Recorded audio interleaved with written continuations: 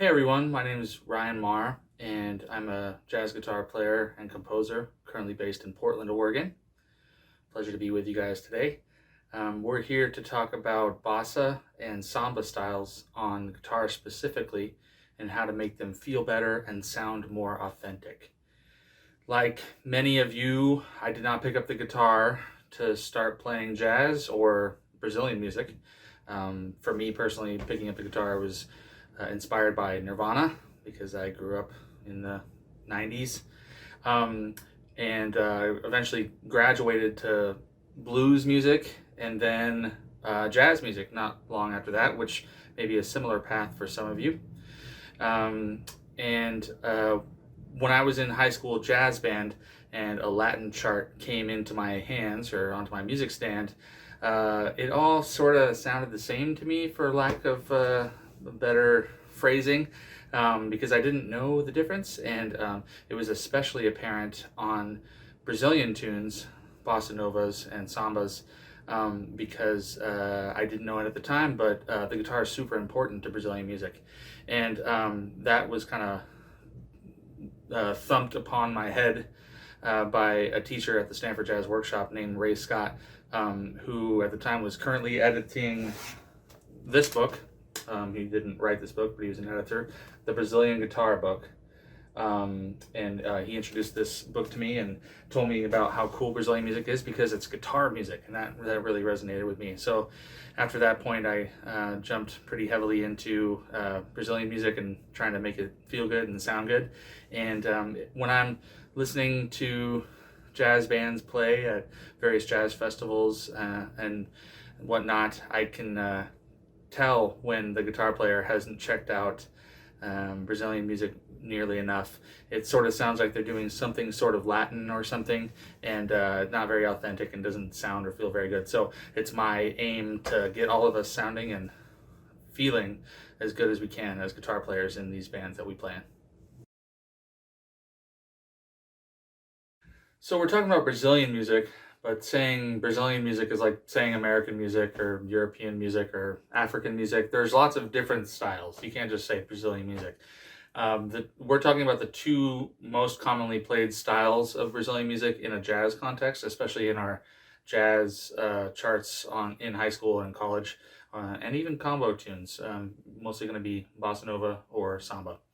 And when we're talking about bossa nova, we're essentially talking about samba, just slowed down and kind of smoothed out.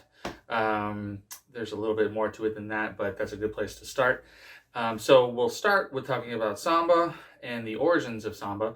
Samba is not just a style of music, and it's not just a shoe by Adidas.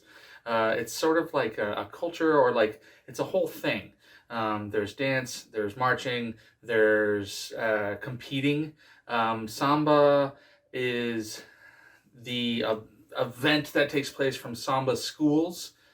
What a samba school is basically a neighborhood social club, and these samba schools compete against each other during Carnival in Rio de Janeiro. And Carnival is basically a week-long Mardi Gras.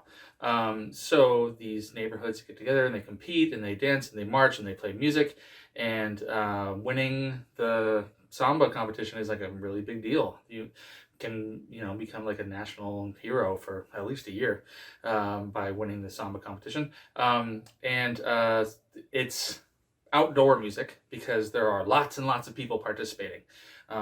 It's essentially like an outdoor party / parade with music and dancing, and so because it's outdoor music, and there's lots of people involved, it's quite loud. It's fast. People are moving, and it's fast and it's energetic, but it's not too frenetic or too crazy.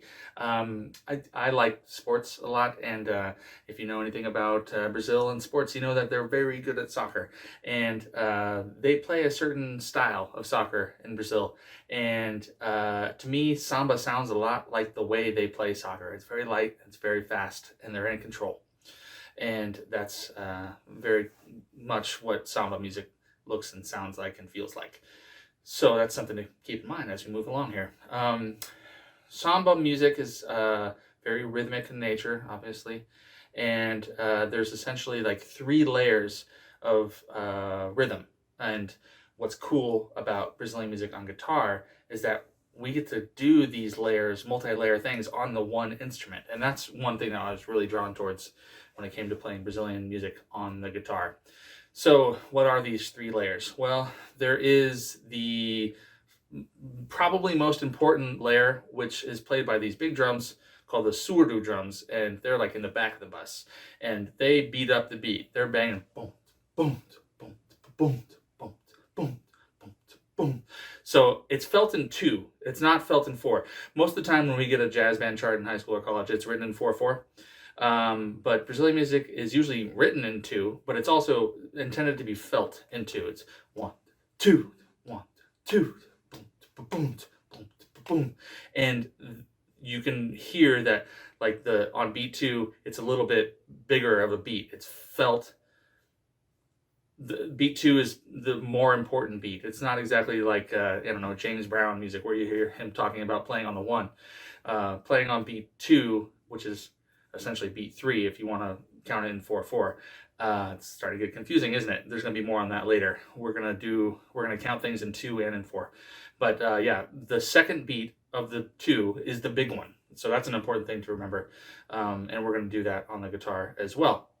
So those are played by those big drums, the surdos, and they're beating up the beat, and they're the main pulse.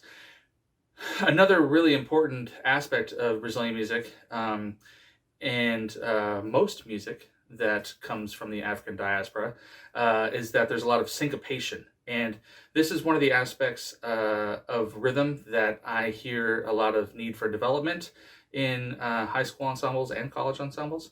And that's control of the beat in a syncopated manner. So what is syncopation? We hear that word a lot. If you're not that hip to what syncopation is, it's basically music that's felt off the beat and then back on. For something to be syncopated, you got to come back onto the beat. Because if everything is off the beat, then there's like no gravity, and then which way is up? It's like playing syncopated rhythms, it's important to play off the beat, but then you also come back on. So the syncopated rhythms are heard in the samba schools in the middle timbre, in the middle register, and they're played by drums like caixa drums, it's spelled Caixa, and they look like marching snares, but like the snare is like on the outside. And they're also played by tamborins, which are essentially tambourines, like frame drums with like little clangy things on them, but you hit it with a stick because it's got to be loud because there's lots of people. So tambourines, caixas, and they play syncopated rhythms, and we're going to demonstrate some of those. So, and then like there oftentimes is a third layer, and we can play that on guitar too, although the third layer is less important to play on guitar, but it does exist in the samba school, so let's talk about it. The third layer is usually a more intricate kind of thing. There's a lot of motion in the third layer. They're in higher registered percussion instruments like shakers and scrapers, and like rattles, sometimes whistles even. The third layer is like higher sounding. It's less important to the texture of the pulse and the beat. It's the first layer of the surdos and the second layer of the tambourines and the caixas are the defining kind of element of samba music, which gets later translated into bossa nova music. So why don't we now play through some of these examples of syncopated rhythms, and we'll parse some of this stuff out.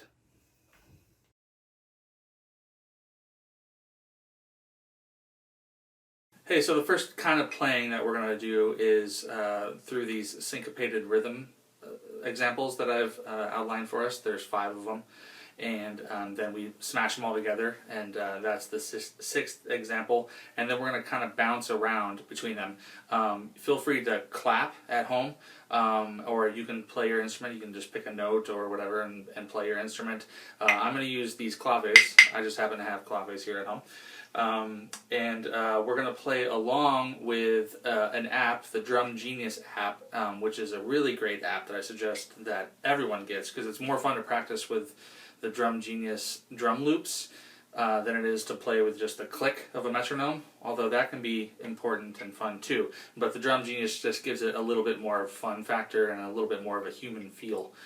So this is one of the many samba patterns that Drum Genius has, and we're going to play through the syncopated examples 1 through 5, and then number 6, and then kind of bounce around on them. Alright, so here we go. I'm going to press play. Too slow.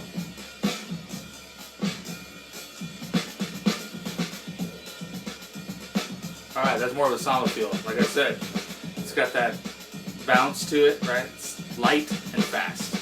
Alright, so here we go. You can read the left side to read it the Brazilian way in 2, or you can read it on the right side, which would be the B examples, if you want to read it in 4/4. Number 1, 2, number 1, 2. No syncopation on that one, right? All on the beat. Number 2.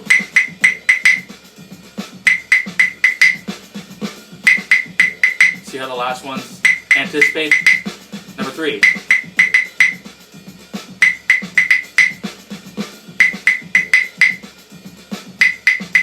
Number 4.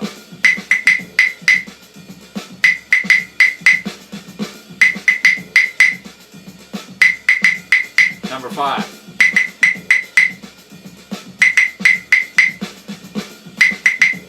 That was number 4? No. Number 5. Great. So pause right there for a second. You can see that if you, like visually, if you just look at the examples 1 through 5, that we start out with no syncopation at all. Everything's on the beat. And then we move the last beat ahead so it anticipates as we go farther down the line. So let's go through that again and try to see how we're just like anticipating beat by beat by beat, and it keeps moving. 2 times each. 1, 2, number 1, ready, go. Again. Number 2. Number 3. Number 4. Number 5. Alright, good. Here, number 5 is what some would consider like a cliche rhythm in samba and bossa nova music, and we're going to hear some melodic examples of that as well. But you know, cliches aren't always a bad thing, especially in music. It's just something that we need to know. It's part of the language. So yeah, number 5 is an important one. So now let's put all of them together in a row. This will be example number 6.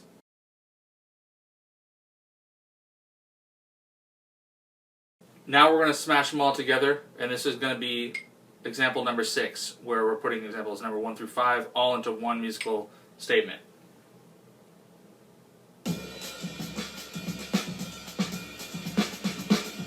One, 2, number 6, ready, set, go.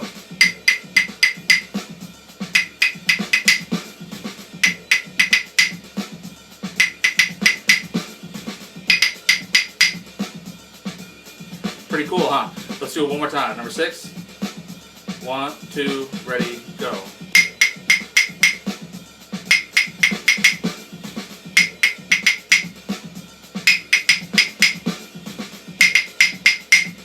Cool. All right, now let's bounce around. So each one's going to be 2 times. So we're going to do, I'm just going to call them out as we go. And each one's going to be 2 times. So when I say number 1, play number 1 2 times. When I say number 5, play number 5 2 times. And we're just going to bounce around, right? 1, 2, number 1, 2, ready, go. Number 2. Number 5. Number 1. Number 3. Number 4. Number 1. Number 5. Number 5. Number 2. Alright, good. It's fun, huh? Cool. So now let's check out some more examples.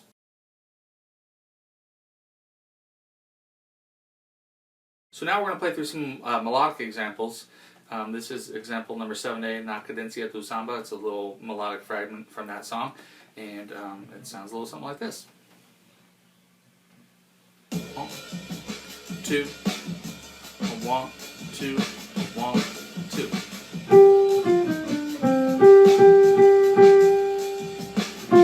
Again.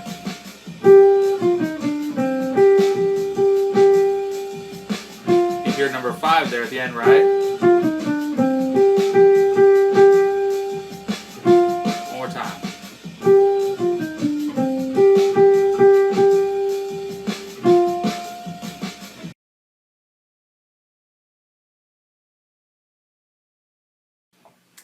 More melodic examples. Here's example number 8, one of the more famous songs from Antonio Carlos Jobim, Desafinado, and it sounds a little bit something like this.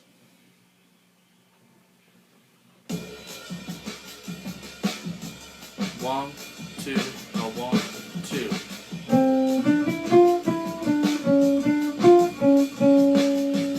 2. Again.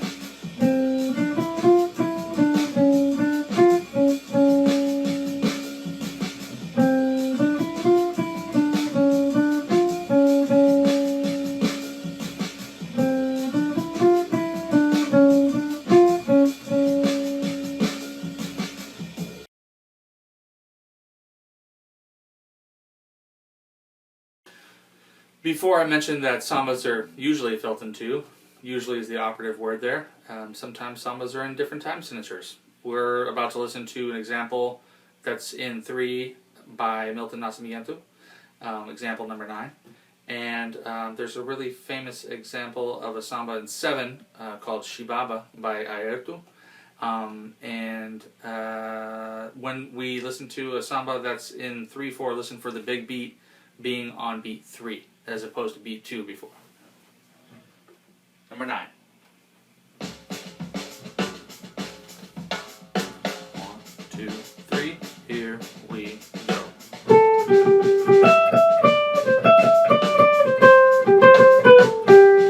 2, 3.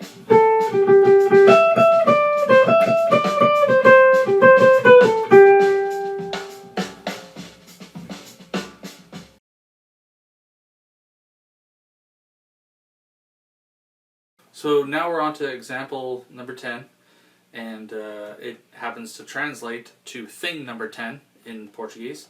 Not sure how that happened. That was purely happenstance.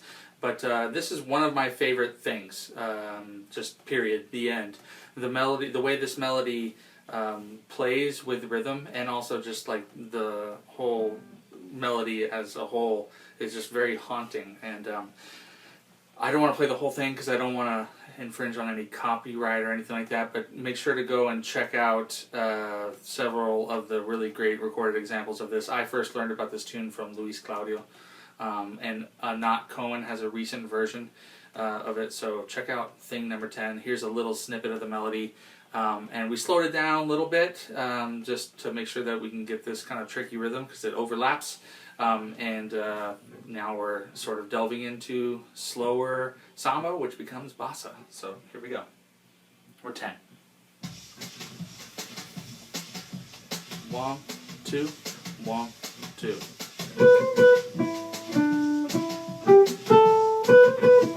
Again.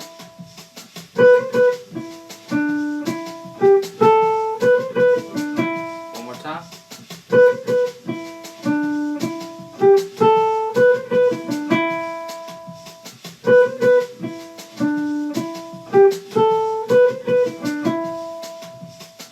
Yeah.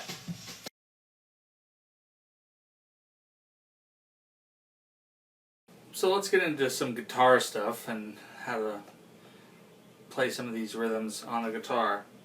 We're basically going to treat the guitar like a percussion instrument that also gets to play chords. that's kind of one of my things, is that we all play drums. Doesn't matter if you play saxophone or you play trumpet or you play piano. We're all playing drums. It just so happens that you might blow air into your drum, or you might hit your drum with a little plastic piece or your fingers, and your drum has strings. But we're all playing drums, so we're gonna treat the guitar like a percussion instrument, and we're gonna kind of put the layers of the samba together. But before we put them together, let's parse them out and play some of these things. So we're going to play the basic surdo pattern on the guitar, and because the surdos are low in pitch, we're going to play the low strings, and I'm not using a pick, though I normally use a pick when I play jazz.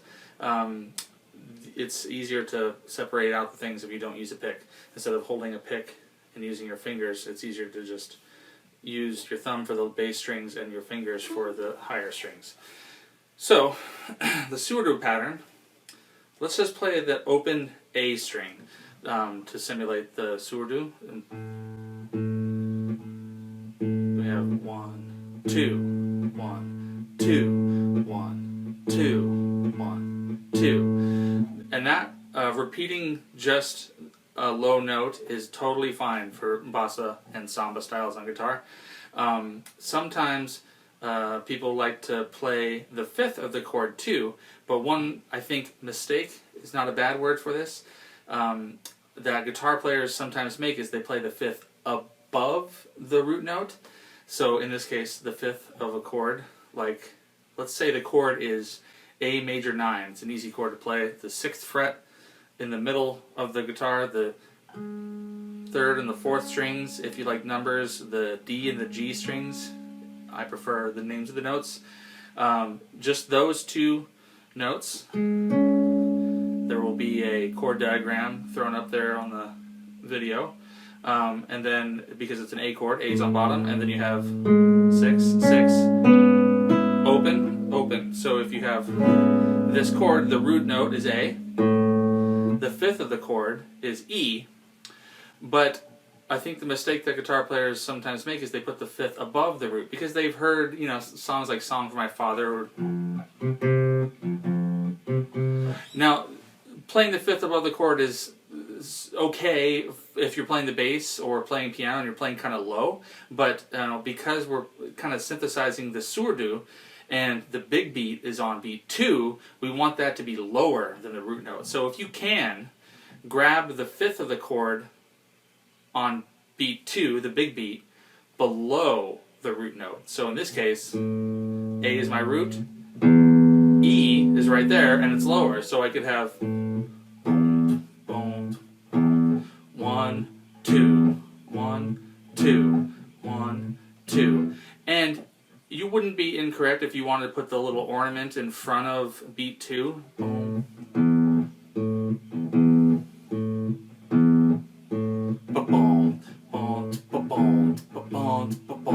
But the little ornament in front of the beat is not as important as the beat. If you just play 1, 2, 1, 2, or 1, 2, 3, 4, 1, 2, 3, however you want to think about it, just remember that the second beat is the big beat, and if you can, play the fifth below the root note. If you can't play the fifth below the root note, go ahead and repeat the root note. So those are some kind of like basic principles for playing bossa and samba on guitar. When we're playing the low layer, you can repeat the root note on the big beat or play the fifth of the chord but below the root note. It's not common to play the fifth of the chord above the root note.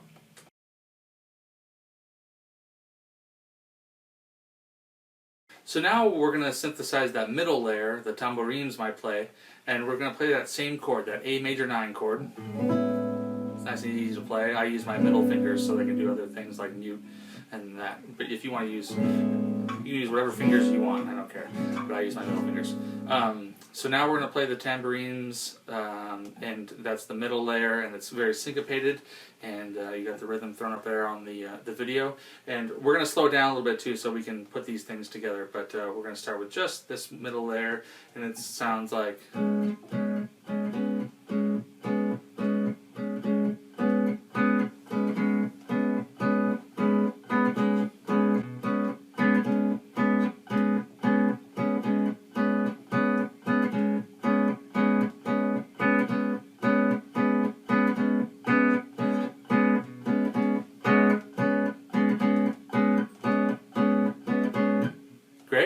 So now if we try to add the surdos to the tambourines, and so we're playing the, we can play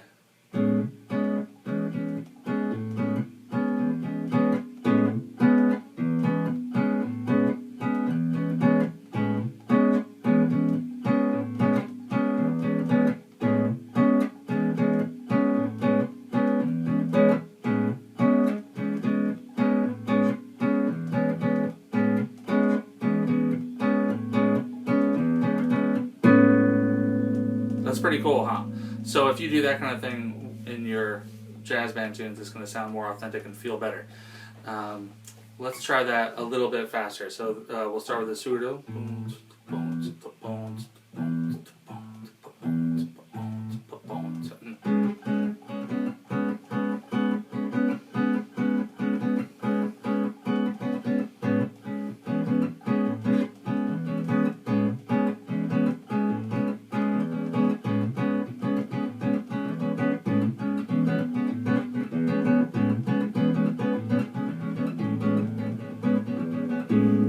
Go anywhere from there. And some of you may not be there yet, and we're going to break it down even further here with some vocalizations. So we're going to change the pattern just a tiny little bit, and we're going to put these things together with some vocalizations, and then separate them and put them back together. Okay, so here we go.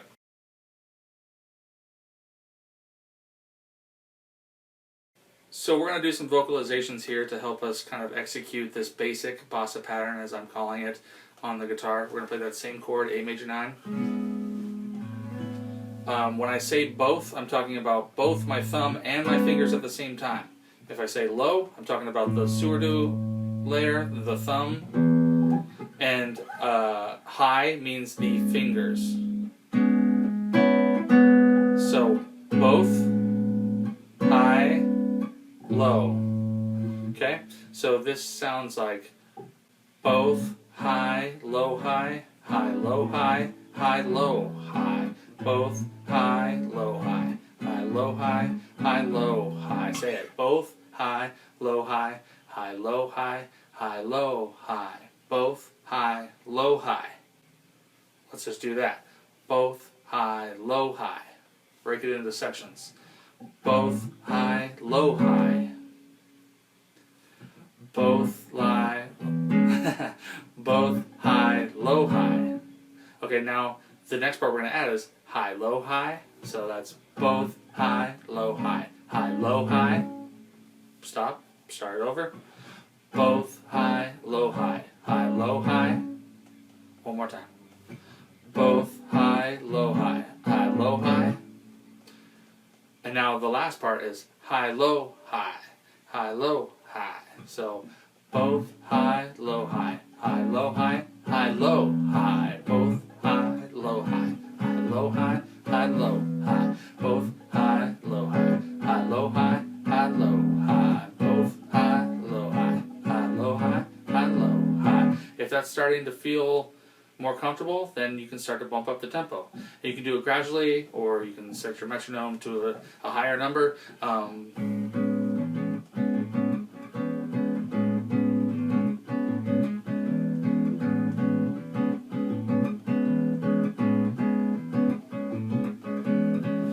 So that's the basic pattern, and then you can add variations to it, like at the end of it there.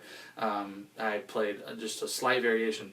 And you can also vary it. There's a lot of different ways you can vary it, but if you start with that basic pattern, that's a good place to start, so you can get like the fundamentals, the groove, and then you can start to tinker with it a little bit. Like you could add anticipation, like we talked about before, in the lower voice or in the higher voice. Here's what it would sound like in the lower voice. See how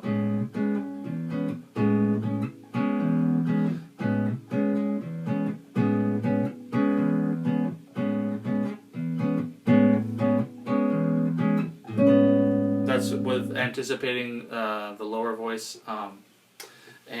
Yeah, so have fun kind of messing around with the basic pattern once you get the basic pattern, okay?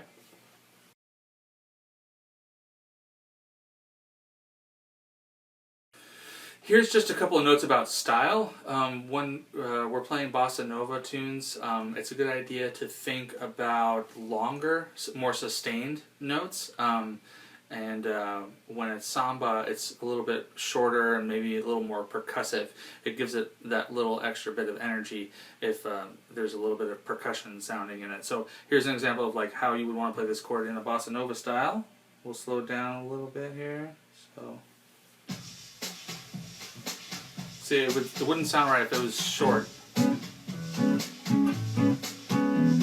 So it's long. Full value. And you want it to have a relaxed feel. It's a very smooth feeling. I heard a master once kind of say that it should feel a little bit lazy. And you want your body to move. Don't be embarrassed by your body wanting to move with this music. It's intended to make your body move. So, longer notes with bossa nova, shorter notes with the samba style. So if I was going to speed up the tempo here, I have like...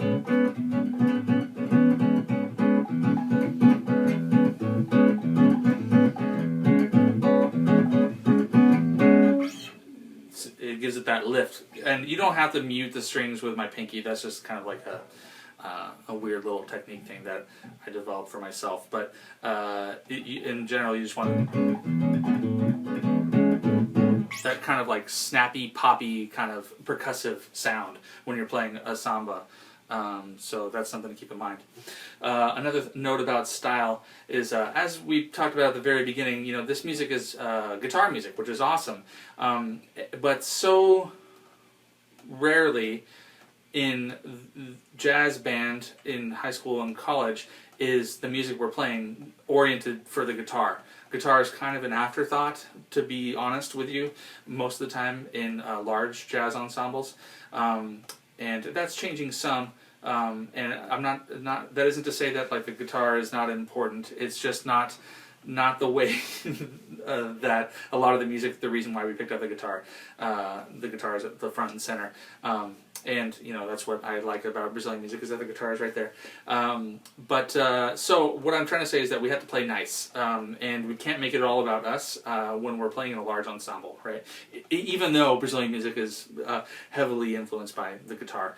How do we play nice? Well, we may not play all of those layers that we've been talking about, the first, second, or third layer, and we haven't gotten much to the third layer, and to be honest with you, it's not really that important for this topic here today. So if you play just that middle layer, the more syncopated layer, you're gonna make more friends. You're not gonna get in a fight with the bass player about stepping on the bass notes. Even though, you would be in your rights to play some bass notes here and there if you're playing authentic Brazilian guitar. It's good to play as an ensemble member, and so if you just stuck to the middle range of the guitar and played those syncopated rhythms and made it sound and feel really good, then you'd be doing a great job. And it should also be noted that this is one time where we get to assert ourselves as a comping instrument. So the piano player in general, you can tell them I said this, they should take a back seat to you most of the time. Piano, if you listen to all this great music, when there is piano and guitar, piano kind of takes a back seat. They play longer notes, less dense rhythmically. So they leave the heavy lifting to the guitar, which is great. It's finally, right? So what does that sound like in this? You could just play that middle range.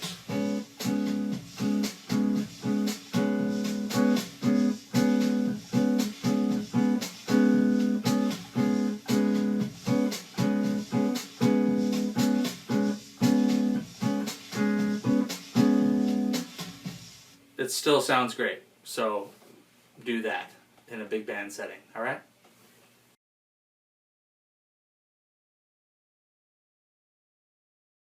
So up to this point, we've been doing everything with just the one chord, the A major 9, and that's hardly ever going to be the case when we are playing with our various ensembles. So we should put these to some chords. In general, you want the chords to change on the bar, but sometimes chord changes happen while you're in the middle of your basic bossa pattern. So you, in general, want to anticipate the chord before the downbeat. Delaying the chord is also possible, but if you do too much of that, it starts to not feel or sound right. So in general, anticipate the chord when the chord changes in the middle of your basic bossa pattern. For example, there's a song called Wave, and it has a very famous kind of vamp that starts it, and it happens in the middle of the tune too, and the vamp is like a D minor chord to a G7 chord. I'm playing D minor 9 and then G13, so I can have that top voice be the same voice between the two chords, and it would sound like...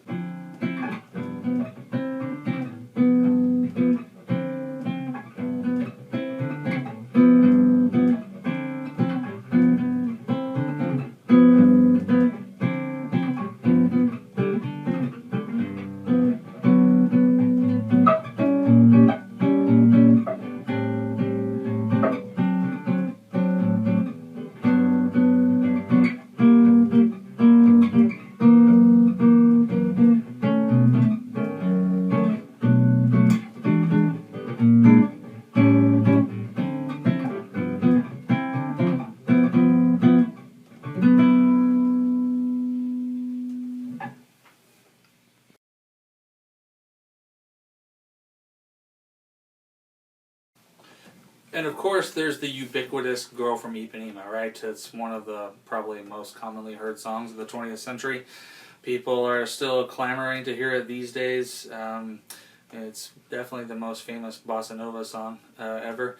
It's a really great record. I don't mean to say that you shouldn't like that song. It's a beautiful song. It's just been kind of overplayed. It's not the song's fault. In fact, that's why it's been overplayed, is because it's so great. A quick note about this song is that the original is in D flat, and other people play it in D flat, like Stevie Wonder.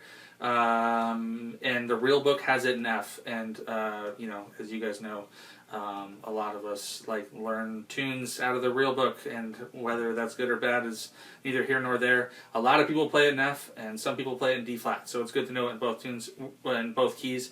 We're going to play it in F today because it's in the real book that way. So why not? We're going to play just the middle layer, that syncopated tambourine rhythm, and here we go. 1, 2, 1, 2, 3,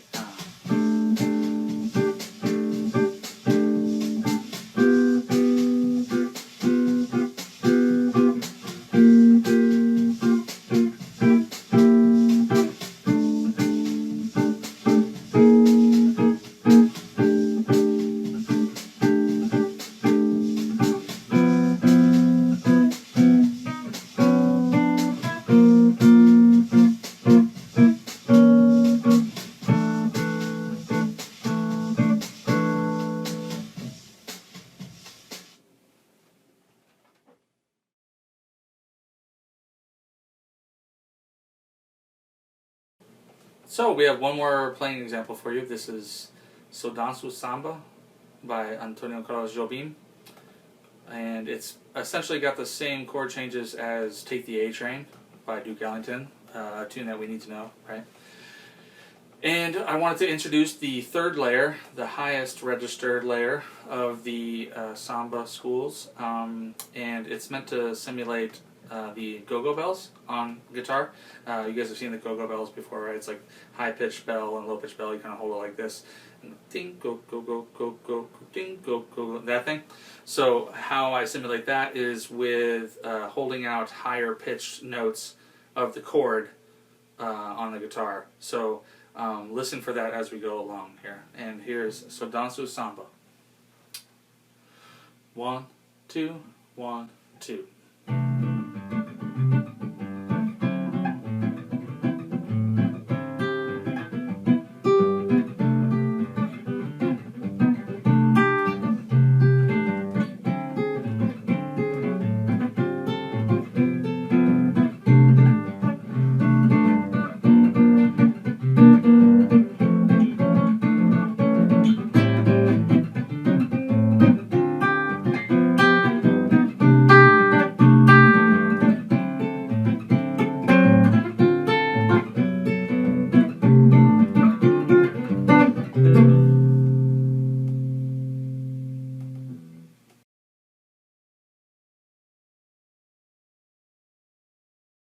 as I mentioned before, kind of at the top of this thing, that I learned a lot of this stuff out of a book, and a lot of it also with private teachers and amazing musicians over the years. But I definitely would recommend the Brazilian Guitar Book from Chuck Scher Publishing for anyone that is finding this music interesting. It is a really fantastic book with tons of great examples. One of my favorite things about this book is at the back of the book, it gives you a bunch of suggested listening. Now, this book that I have is old because I got it when I was in high school, and as you can tell, I've seen many years since high school. So it, I'm sure, has been updated since I got this book in I don't want to even tell you. But there's so much great music just at the back of the book here, and lots of great names with which you will become familiar. So definitely suggest checking out more of this music, and this place is a great place to start. This book is a great place to start. Much like jazz, Brazilian music is similar in that we tend to talk about a lot of musicians that are either old or dead. And I just want you to know that this music is very much still alive, and there's a lot of really great modern players out there. So for every João Gilberto who recently passed, or Bob and Powell, or Toninho Horta, who is still alive, there are people still playing like Chico Pinheiro and Jean Correa, who plays 7-string guitar and is a monster. Homero do Bambu is an older gentleman, but he's still playing great stuff. So this music is very alive, and I hope you check out people on YouTube and Spotify and all that. It's been fun, and thanks so much for putting this much time into learning Bossa Nova and Samba on guitar. Thanks.